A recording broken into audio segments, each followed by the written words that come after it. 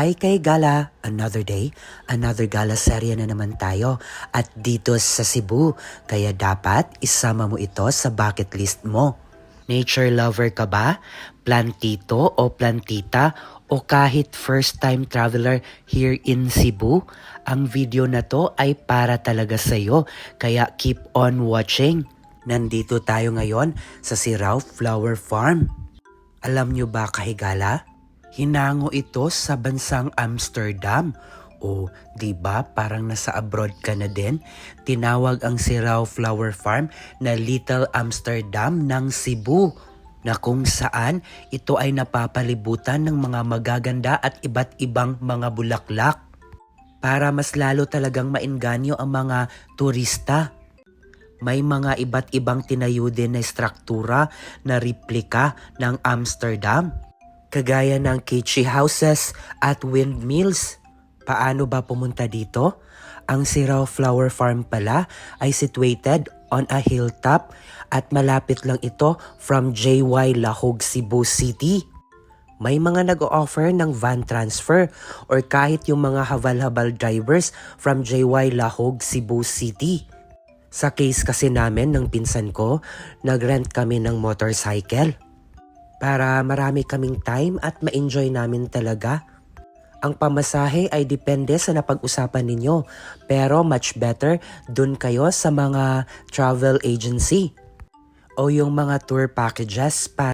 Best time to visit Sirao is during summer from March to May. And ito lang sa akin, based on experience, avoid going weekends or holidays kasi maraming tao. And syempre hahaba ang pila mo para mag-picture taking. Nagbubukas ang Sirao Flower Farm from 6 a.m. to 6 p.m. Kaya marami talaga kayong time para mag-enjoy at mag-picture taking, video taking at kung ano-ano pa. Entrance fee as of today is 100 pesos.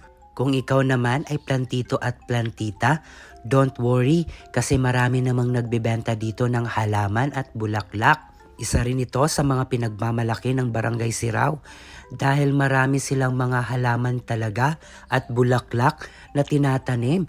Gawang Sirao talaga at hindi inaangkat. But wait, pag ikaw ay nagutom, meron din dito sa harap mismo ng Sirao Flower Farm mga nagbebenta ng ginanggang na saging, saging mismo, at saka mga mais at palamigan kagaya ng buko juice. Kaya ma-e-enjoy nyo rin talaga dito. Kaya ano pang hinihintay nyo mga kahigala? Isama nyo na si Sirao Flower Farm sa bucket list nyo pag nagpunta kayo dito sa Cebu. Para sa akin, recommended ko talaga ito, lalong-lalo na sa mga first-time traveler, mga plantito at plantita dyan. At syempre, yung mga nature lover, kaya mag-visit na kayo dito sa Sirao Flower Farm. If nagustuhan nyo ang video na to, please pakisupport naman by liking at sharing this video.